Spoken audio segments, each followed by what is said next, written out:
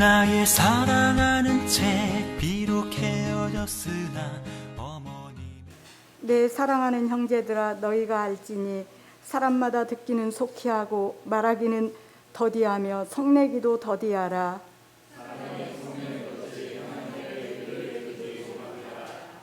그러므로 모든 더러운 것과 넘치는 악을 버리고 너희 영혼을 능히 구원할 바 마음에 심어진 말씀을 온유함으로 받으라.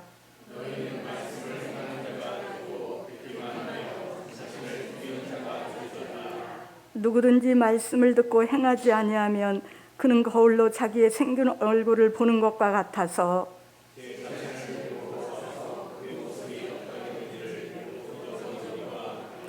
자유롭게 하는 온전한 율법을 들여다보고 있는 자는 듣고 잃어버리는 자가 아니요 실천하는 자니 이 사람은 그 행하는 일에 복을 받으리라.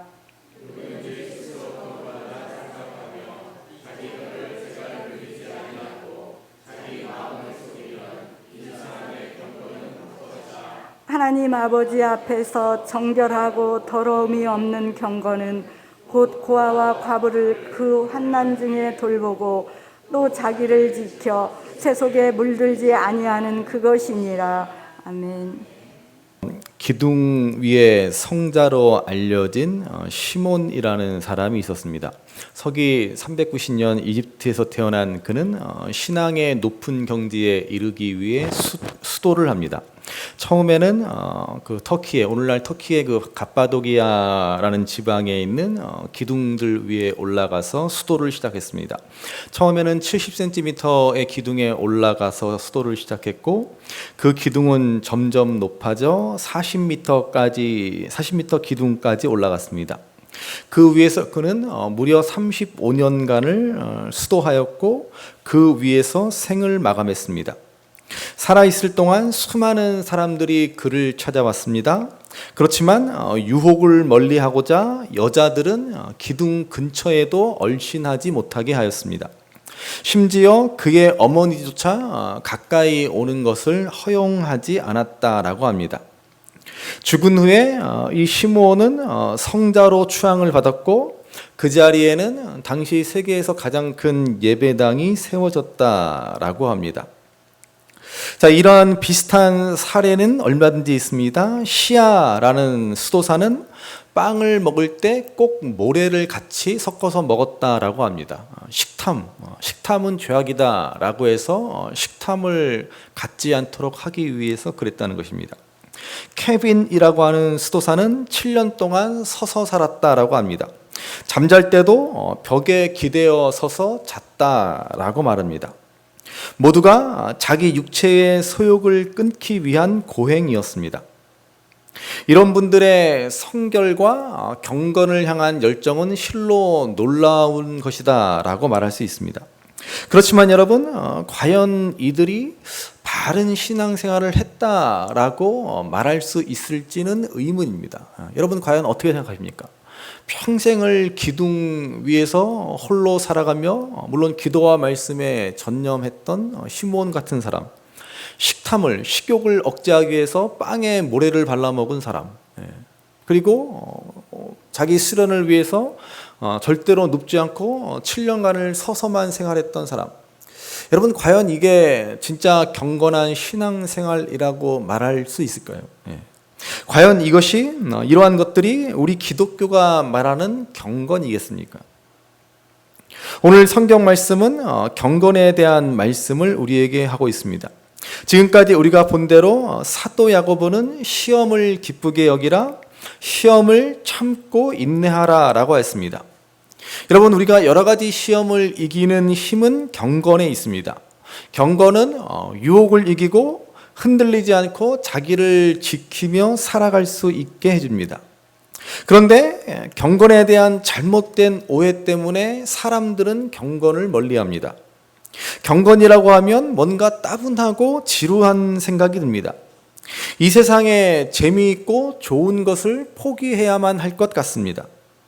고행과 금식과 절제를 떠올리며 경건은 어렵고 힘든 것이다 라고 생각합니다. 그러나 그것은 여러분 잘못된 생각입니다. 사탄의 속임수입니다. 경건은 우리에게 유혹을 이길 힘을 주고 세상을 이길 힘을 줍니다. 진정한 자유와 참된 평안을 줍니다. 오늘 말씀에서 사도 야고보는 경건이란 무엇인지 간단하게 정리해 주고 있습니다. 자, 오늘 본문 마지막 결론 27절의 말씀을 한번 보시기 바랍니다. 본문 27절 같이 읽습니다. 하나님 아버지 앞에서 정결하고 더러움이 없는 경건은 곧 고아와 과부를 그 환난 중에 돌보고 또 자기를 지켜 세속에 물들지 아니하는 그것이니라. 아멘. 자, 경건은 뭐예요? 경건은 고아와 과부를 돌보는 것. 어려운 이웃들, 가난한 이웃들을 돌보고 그들에게 사랑을 베푸는 것입니다. 그리고 동시에 자신을 지켜 세속적인 욕심에 물들지 않도록 하는 것입니다. 우리가 흔히 생각하는 경건과는 차이가 있을 수 있습니다. 우리는 경건하다라고 하면 먼저 예배 잘 드리고 기도와 말씀에 전심을 다하는 것을 생각합니다.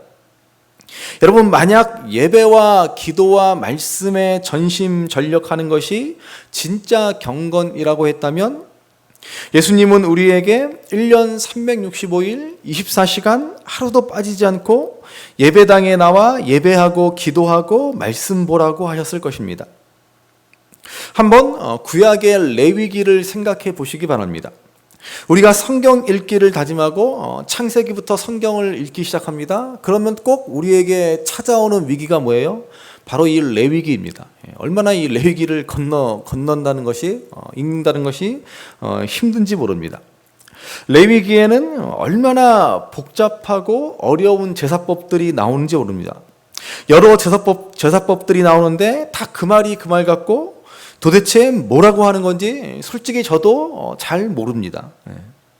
그런데 예수님은 십자가로 그 모든 제사를 폐하셨습니다. 그리고 이렇게 주일날 한번 예배 드리도록 하셨습니다. 왜냐하면은 그렇게 제사에 몰두하는 것이, 그렇게 복잡한 제사에 빠져 살아가는 것이 참된 경건이 아니기 때문에 그렇습니다. 제사만 잘 드린다고, 제사만 열심히 드린다고 우리가 구원받은 하나님 백성답게 살아가는 것이 아니기 때문입니다. 마찬가지로 오늘 우리가 아무리 예배를 잘 드린다고 해도, 기도 많이 하고 말씀 많이 읽을지라도 행함이 없다라고 한다면, 거기에서 그쳐버리면 그것은 죽은 믿음일 뿐입니다. 여러분, 이것이 우리가 계속 보고 있는 야고보서의 가장 중요한 핵심입니다. 진짜 경건은 기도로서, 말씀으로서, 예배로서만 끝날 것이 아니라 삶으로서, 행위로서 반드시 드러나고 실천되어지게 되어 있다는 것입니다. 물론 그렇다고 여러분, 예배와 기도와 말씀이 중요하지 않다라는 것은 아닙니다. 절대로 오해하지 마시기 바랍니다. 우리는 예배와 기도와 말씀에 열심을 내야 합니다. 그래야만이 진짜 행함이 있는 참된 경건으로 나아갈 수 있습니다. 그런데 만약 예배와 기도와 말씀에서 그쳐버린다면 그것은 아직 경건에 이르지 못한 것입니다. 우리는 반드시 이웃사랑을 실천하고 유혹과 욕심에서 나 자신을 지켜내야 합니다. 이런 행함이 있는 믿음이 진짜 경건입니다. 그러면 가짜 경건은 무엇이겠습니까? 진짜 경건이 있다면 가짜 경건이 있습니다. 자, 오늘 본문 26절 말씀을 보시기 바랍니다. 26절 같이 읽습니다. 누구든지 스스로 경건하다 생각하며 자기 혀를 재갈 물리지 아니하고 자기 마음을 속이면 이 사람의 경건은 헛것이라. 자, 아멘. 여기 헛된 경건, 가짜 경건을 말해줍니다. 먼저 자기 혀를 재갈 물리지 않는 것이다 라고 말씀합니다. 말 조심하라 라는 말입니다. 우리가 사실 말에 실수가 없을 수는 없습니다. 그래서 야고보서 3장 2절에서는 만약 말에 실수가 없으면 온전한 사람이다 라고 했습니다. 하나님 앞에 온전한 사람, 믿음의 사람, 경건의 사람은 말에 실수가 없는 사람입니다. 여러분, 그렇지만은 어떻게 말에 실수가 없겠습니까? 그 누구라도 말에 실수가 있기 마련입니다.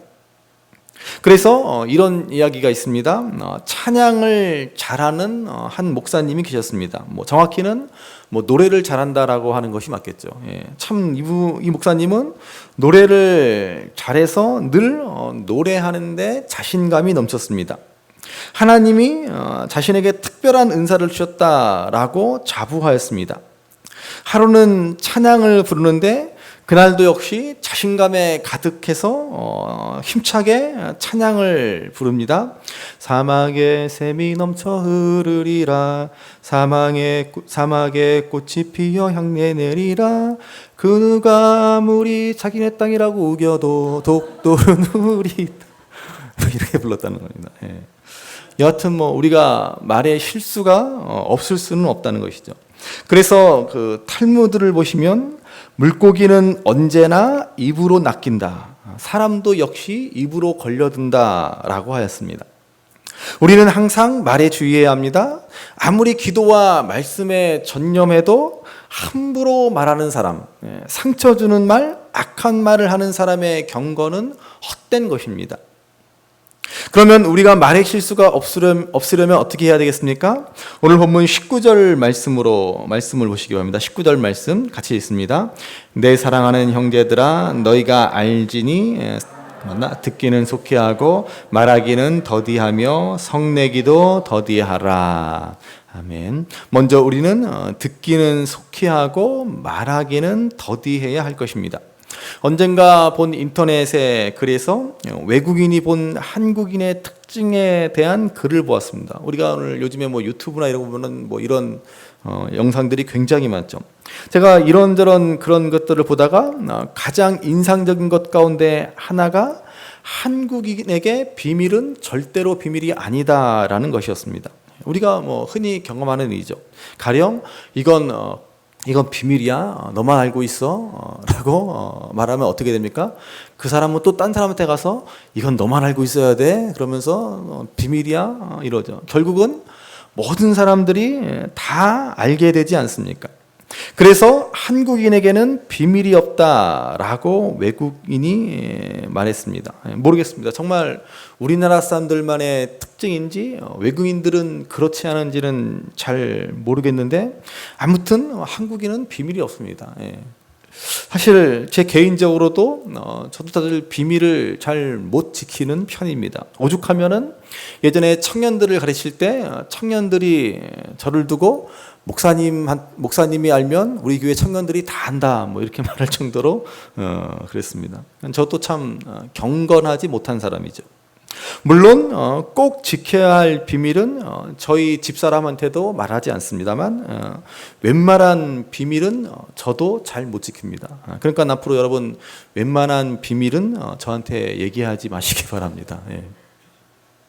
그리스의 철학자 제노는 말했습니다. 사람은 귀가 들이고 입이 하나다. 말을 많이 듣고 적게 말해야 한다라고 하는 것이죠. 우리 속담에도 침묵은 금이다라고 하였습니다. 물론 사람이 말이 없으면 얼마나 답답합니까? 침묵이 무조건 미덕일 수는 없습니다. 그렇지만 사람들이 오죽 말에 실수가 없으면 차라리 침묵하는 게 낫다라고까지 말하는 것입니다. 잠언 10장 19절은 말씀합니다. 말이 많으면 허물을 면하기 어려우나 그 입술을 제어하는 자는 지혜가 있느니라. 말이 많다 보면 실수를 하기 마련입니다. 그러므로 입술을 잘 다스리는 사람이야말로 지혜로운 사람입니다. 특별히 오늘 본문 말씀에 말을 더디하라라고 하는 말은 천천히 하라라는 말이 아닙니다. 말을 할 때 성급하게 자기 의견을 주장하거나 자기 고집만을 내세우지 말라라는 것입니다. 그래서 여러분 말할 때는 꼭 세 가지를 명심해야 한다라고 합니다. 첫 번째는 먼저 그 말이 사실인가를 따져보아야 합니다. 여러분 요즘에 얼마나 가짜 뉴스, 거짓된 말들이 많습니까? 그러니까는 그 말이 사실인지 아닌지 반드시 팩트를 잘 체크해서 말해야 한다는 것입니다. 팩트 체크를 잘 하셔야 합니다. 다음으로 사실이라도 그 말이 상대방에게 유익이 되는가를 생각하고 말하라고 합니다. 요즘 소위 그 팩트 폭행이라는 말이 있지 않습니까? 팩폭 줄여서 팩폭이라고 그러지 않습니까? 사실대로 맞는 말이지만은 상대방에게 상처를 주는 말을 함부로 합니다. 그것은 일종의 폭력이라고 하는 것입니다. 아무리 사실이라도 그런 말은 주의해야 한다라고 하는 것이죠. 그리고 더 나아가 상대방에게 유익이라도 모두에게 덕이 되는가를 생각하고 말해야 한다라는 것입니다. 돌아가신 그 옛날 그 사랑의 교회 원로 목사이신 옥하는 목사님의 일화 가운데 제가 이분이 정말 존경받을 만한 어른이시구나라고 느꼈던 이야기가 있습니다. 한 번은 옥하는 목사님께서 총신대학교 그 신학교에서 강연을 하신 적이 있습니다. 그리고 강연 후에 학생들과 간담회를 갖습니다. 당시 합동측 교단, 우리가 속하는 교단은 통합측 교단이죠. 합동측 교단의 이슈는 여성에게 목사, 장로, 안수를 줄 것인가라고 하는 것입니다. 여기에 대해서 찬반 의견이 팽팽합니다. 우리 교회에도 우리 홍 장로님 계시지만은 우리 교단은 이미 20년 전에 여성에게 목사와 장로 안수를 주었습니다. 그렇지만 합동 측은 아직까지도 여성 목사, 여성 장로가 없습니다. 아무튼 그때 한 학생이 여성 목사 안수에 대한 옥하는 목사님의 의견이 어떤지에 대해 질문합니다. 제가 정확히 옥 목사님이 하신 말을 기억하지는 못하지만 옥하는 목사님의 대답은 대충 이렇습니다. 나는 개인적으로 여성에게 목사 안수를 주는 것에 대한 의견을 갖고 있지만 내 한마디가 우리 교단 전체에 큰 반향을 일으킬 것이고 교단 내에 갈등을 더욱 일으킬 수 있기 때문에 대답할 수 없다라는 것이었습니다. 요즘 그 줄임말로 그런 말 있죠. 할만하안. 아시죠? 할만하안. 이게 무슨 말입니까? 할 말은 많지만 하지 않겠다라고 하는 것이죠. 옥하는 목사님도 당신의 견해는 있으나 할 말은 많으나 하지 않겠다라는 것입니다. 왜냐하면은 당신이 말씀으로 인해서 교단의 더 큰 분열과 갈등을 초래할 수 있기 때문에 침묵하시겠다라고 하는 것입니다. 얼마나 이게 덕이 되는 일입니까? 우리도 마찬가지입니다. 우리가 사실이라고 무조건 그 말을 함부로 뱉어서는 안 된다라고 하는 것이죠. 상대방에게 유익이 되는가? 그리고 모두에게 덕이 되는가라고 하는 것을 반드시 생각해 보아야 합니다. 옆에 분들과 우리 한번 건면하실까요? 할만하안 합시다. 할만하안 합시다. 할 말은 많지만 덕이 되지 않으면 하지 마시기 바랍니다.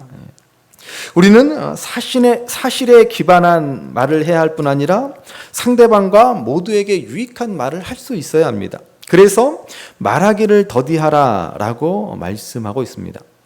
그리고 오늘 말씀에서 성내기도 더디하라라고 말씀합니다. 왜 그렇습니까? 20절 말씀을 보시기 바랍니다. 20절 말씀 같이 읽습니다. 사람이 성내는 것이 하나님의 의를 이루지 못함이라. 여러분, 우리는 말할 때도 신중해야 하지만 무엇보다도 감정에 휩싸여 말하지 않도록 주의해야 합니다. 화를 절대로 내지 말라는 말은 아닙니다. 에베소서 4장 26절 말씀해 보시면 분을 내어도 죄를 짓지 말며 해가 지도록 분을 품지 말라라는 말씀도 있습니다. 그러니까 분은 낼 수도 있습니다. 어떻게 우리 화를 안 낼 수가 있겠습니까? 그러나 결코 죄를 짓지 않도록 해야 한다라는 말씀 아니겠습니까? 때로는 의로운 분노도 우리에게 필요한 것이 사실입니다. 그렇지만 우리는 화내기를 더디해야 합니다. 화를 내면 더 이상 남의 말에 귀를 기울일 수 없게 됩니다. 그러면 더 이상 대화나 이해나 해결은 기대할 수 없습니다. 무엇보다도 오늘 말씀처럼 화를 내면 하나님의 의를 이루지 못하게 됩니다. 그래서 우리는 다음 두 가지를 생각해야 합니다. 먼저 내가 하나님의 공의를 대변하는 것처럼 착각해서는 안 된다는 것입니다. 여러분, 우리가 화를 내는 대부분의 이유는 나는 옳다라고 생각하기 때문입니다. 그렇지만 제가 여러분들에게 늘 강조하는 것 가운데 하나가 뭐예요?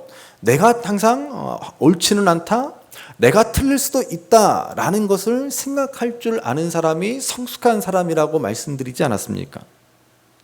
세상에 의로운 판단을 내리실 분은 오직 하나님 한 분밖에 없습니다. 그래서 하나님의 진노는 의로운 심판이지만 사람의 분노는 결코 그렇지 않습니다. 그러니까 우리가 그렇게 화까지 내면서 옳다고 고집하고 주장할 만한 일은 그리 많지 않다는 것입니다.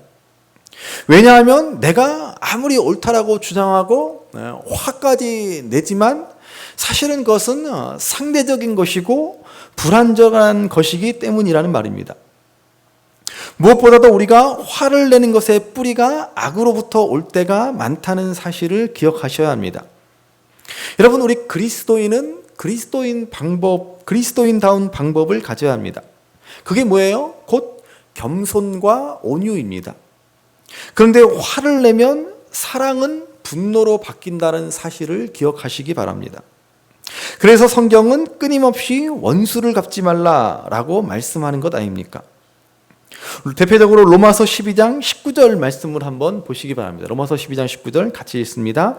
내 사랑하는 자들아, 너희가 친히 원수를 갚지 말고 하나님의 진노하심에 맡기라. 기록되었을 때 원수 갚는 것이 내게 있으니 내가 갚으리라고 주께서 말씀하시. 아멘. 왜 원수를 갚지 말라고 하십니까? 하나님이 대신 갚으신다라는 것입니다. 하나님의 의로운 판단에 맡기라는 것입니다. 그러므로 우리가 성내는 것은 내가 하나님의 자리, 심판의 자리에 서고자 하는 일이라는 사실을 기억하시기 바랍니다. 하나님의 의를 가로막는 일이 되고 맙니다. 그러니까 여러분, 웬만하면 화를 내지 마시기 바랍니다. 옆에 분들과 권면하실까요? 웬만하면 화 좀 내지 맙시다. 웬만하면 화 좀 내지 맙시다. 그러셔야 돼요. 모세의 일생을 한번 생각해 보시기 바랍니다. 우리는 모세의 일생에 대해서 잘 알죠. 그는 동족을 괴롭히는 애굽인을 보고 참지 못하여 그를 죽였습니다. 어쩌면 그는 동족을 위한 의로운 분노라고 생각하였을지도 모릅니다. 그렇지만 이는 본인 스스로 심판자의 자리, 구원자의 자리에 서고자 한 일입니다. 이 일로 인해 그는 도망자 신세가 되었고 40년 동안 광야에서 훈련과 연단을 받아야만 했습니다. 그래서 그는 마침내 이 땅에서 가장 온유한 사람이라는 평가를 받기까지 하였습니다. 그렇지만 어떻게 됩니까? 그는 이스라엘 백성들의 불평과 원망을 온유하게 잘 참았지만, 그런데 무리바에서 물이 없다라고 불평하는 백성들에게 어떻게 합니까? 한순간 모세는 화를 참지 못해서 우리가 너희를 위하여서 물을 내랴 하며 분노하였습니다. 이 일로 인해 하나님은 모세에게 네가 나를 믿지 못했고 나의 거룩함을 나타내지 못했다라고 책망하십니다. 모세는 또다시 본인이 심판자의 자리, 하나님의 자리에 서고자 한 것입니다.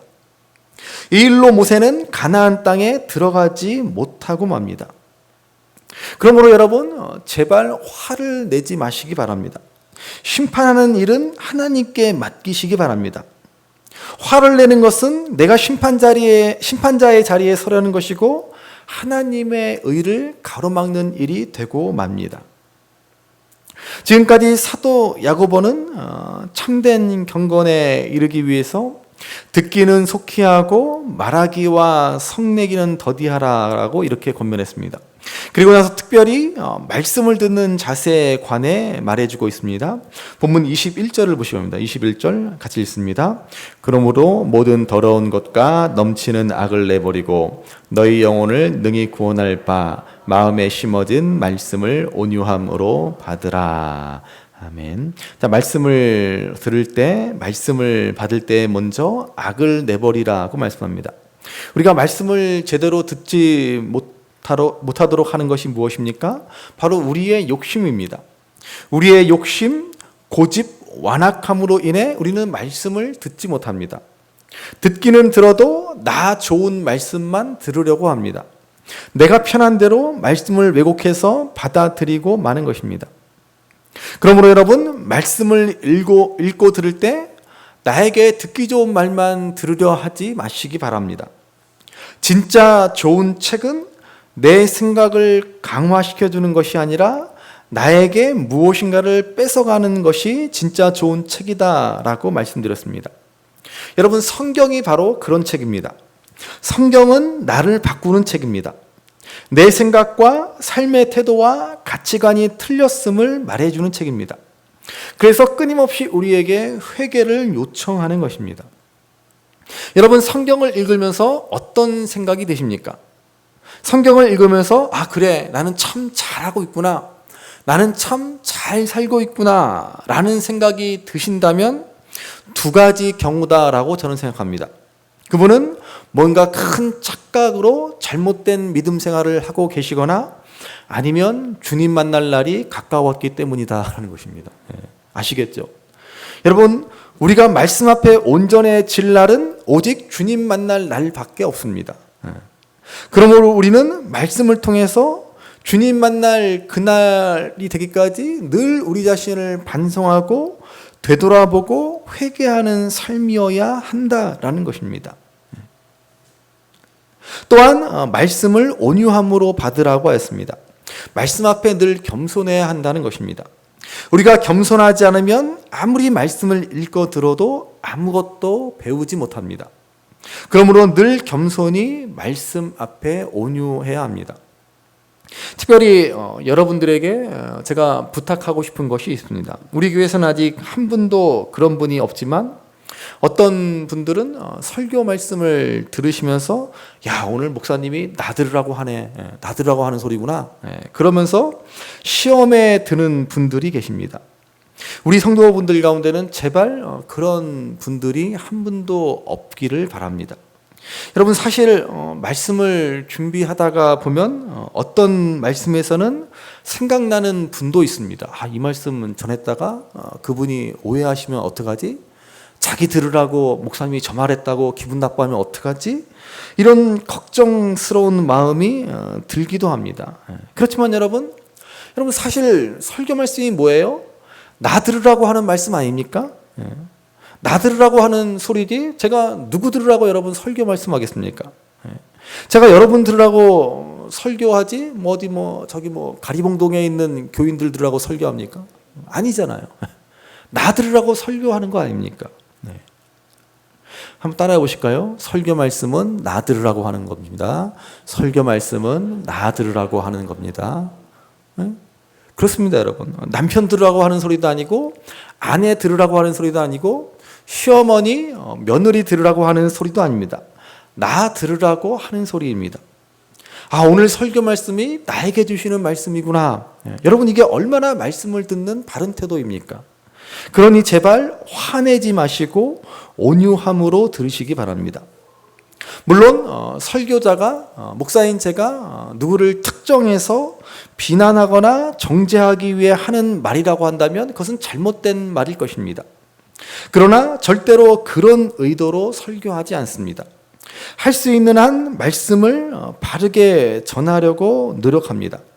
그러니 여러분 절대로 성내지 마시고 온유함으로 말씀을 들으시기 바랍니다. 사도행전 7장에 보시면 스데반의 설교가 나옵니다. 스데반은 유대인들 앞에 끌려나와 하나님의 말씀을 전합니다. 그런데 이 말씀을 들은 유대인들의 반응이 어땠습니까? 그들은 말씀을 듣고 마음에 찔렸습니다. 그랬으면 온유한 마음으로 말씀을 듣고 회개해야 하지 않습니까? 그런데 그들은 이를 갈며 화를 냅니다.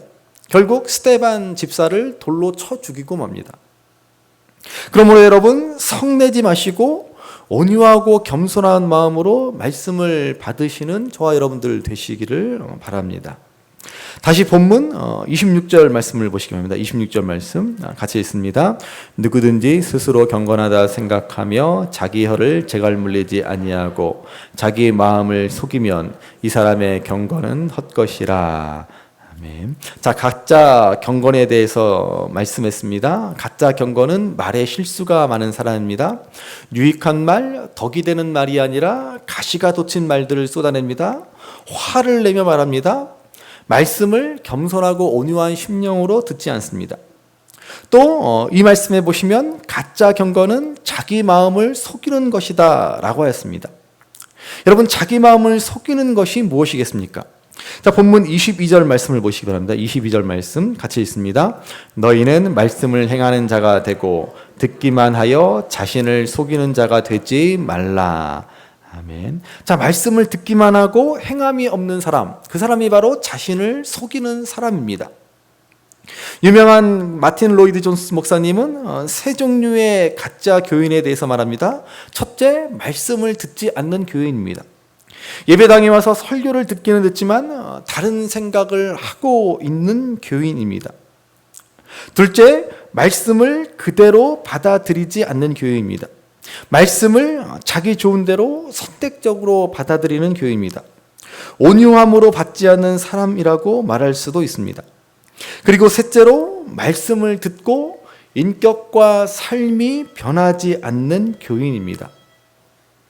여러분, 북한의 김일성 아시죠? 김일성은 기독교 집안에서 자랐습니다. 기독교 배경에서 그는 성장했습니다. 아버지 김영석도 기독교인이었고 어머니는 강반석, 이름 자체가 벌써 오랜 기독교 집안이라는 것을 알 수 있습니다. 그러나 김일성은 자신의 회고록에서 어머니는 예배당에 다녔지만 예수를 믿지 않았다라고 쓰고 있습니다. 어머니는 정말 하나님이 있다고 믿고 예배당에 다니시나요? 어린 김일성이 질문하자 어머니는 웃으면서 무엇이 있다고 믿어서 다니는 것이 아니라 사실은 너무 피곤해서 쉬려고 예배당에 간다라고 말했다고 합니다. 여러분, 당시 여인들의 삶이 얼마나 고달팠겠습니까? 그러니까 믿음이 있어서 예배당에 간 것이 아니라 그 고된 가사 노동, 시어머니의 눈총에서 해방되기 위해서 예배당을 다녔다라는 것입니다. 아마 군대 다녀오신 분들은 무슨 말인지 이해가 될 것입니다. 이등병 일병 시절에 얼마나 군 생활이 고달픕니까? 유일한 쉴 수 있는 곳, 유일하게 마음 편히 졸고 잘 수 있는 것은 뭐예요? 예배 드리는 시간이죠. 얼마나 그때 자는 잠이 꿀잠인지 모릅니다. 그래서 저도 군대 가기 전에는 예배 시간에 조는 적이 한 번도 없었는데 군대 갔다 오니까는 예배 시간에 조는 습관이 생겼더라고요. 그래서 그랬는데 아무튼 그러니 그 어릴 적 김일성도 교회에 다니며 말씀은 들었지만 하나님을 떠나고 말았다라는 것입니다. 여러분, 우리는 말씀을 듣기만 하는 자가 되어서는 안 됩니다. 반드시 말씀을 행하는 자, 말씀대로 살아가는 자가 되어야 합니다. 말씀을 듣고 행치 않으면 듣는 것이 도대체 무슨 소용이 있습니까? 그래서 23절, 24절에서 말씀을 듣고 행하지 않는 자는 거울을 보고 자신의 모습을 잊어버리는 자와 같다라고 말합니다. 여러분, 우리가 거울을 왜 봅니까? 거울을 보고 만족하는 사람은 별로 없습니다. 만족하는 사람이 있다면 그것은 자신만의 착각입니다. 옆에 분들에게 권면하실까요? 착각이십니다. 착각이십니다. 우리는 어디 이상한 곳이 없나, 어디 흐트러진 곳이 없나 확인하고자 거울을 봅니다. 거울을 봤으면 흐트러진 머리도 좀 단정하게 빗고 화장도 좀 고치고 뱃살도 좀 집어넣고 그러는 것 아닙니까? 그런데 거울을 보고서 잊어버립니다. 헝클어진 머리 그대로 놔둡니다. 그러면 거울을 뭐하러 봅니까? 우리가 말씀의 거울을 보고서 아무것도 고칠 것이 없다라고 만족하는 사람은 착각 속에 사는 사람입니다. 자만에 가득한 사람입니다. 하나님의 말씀을 듣고 읽었는데도 아무 변화가 없는 사람은 자기 기만에 빠진 사람입니다.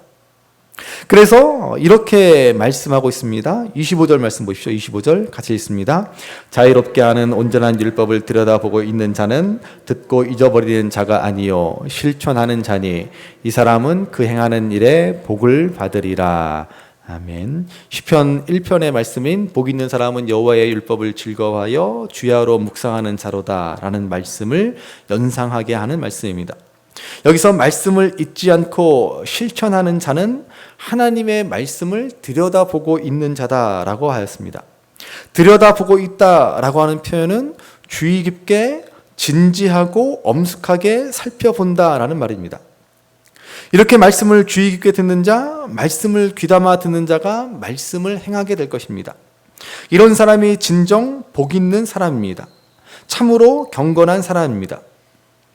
여러분, 말씀은 우리를 자유롭게 합니다. 말씀은 우리에게 생명을 줍니다. 여러분, 말씀을 따라 행하는 것을, 말씀에 순종하는 것을 결코 어렵고 거추장스럽고 힘든 일로 여기지 마시기 바랍니다. 말씀을 듣고 행하는 것이 진정 우리에게 생명과 안전과 복을 줄 것입니다. 그래서 오늘 말씀은 말씀을 자유롭게 하는 온전한 율법이라고 표현하고 있습니다. 우리는 율법이라고 하면 왠지 거부감이 듭니다. 율법이라고 하는 것은 왠지 하지 않으면 안 되고 우리를 힘들게 하고 꼭 지켜야 하는 것처럼 느끼게 합니다. 맞는 말입니다. 여러분, 하나님의 말씀은 꼭 지켜야 하기 때문에 율법이라고 표현하고 있는 것입니다.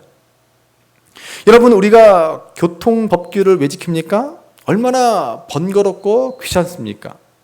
그렇지만 이를 지키는 것이 우리의 생명과 안전을 보장해 주지 않습니까? 하나님의 말씀도 마찬가지입니다.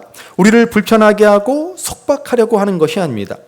하나님의 말씀이 때로는 불편하게 느껴질 때도 있지만 말씀은 우리에게 참된 자유와 생명을 주는 온전한 법입니다. 그래서 이 말씀을 따라 행하는 자가 복이 있는 것입니다. 그러므로 오늘 말씀과 같이 진짜 경건에 이를 수 있는 저와 여러분들이 되시기를 바랍니다. 경건에 이르기를 부단히 연습하고 노력하시기 바랍니다. 듣기는 속히 하고 말하기는 더디하고 성내기도 더디하시기 바랍니다. 하나님의 말씀을 온유하게 받으시고 받은 말씀을 따라 그대로 행하실 수 있기를 바랍니다.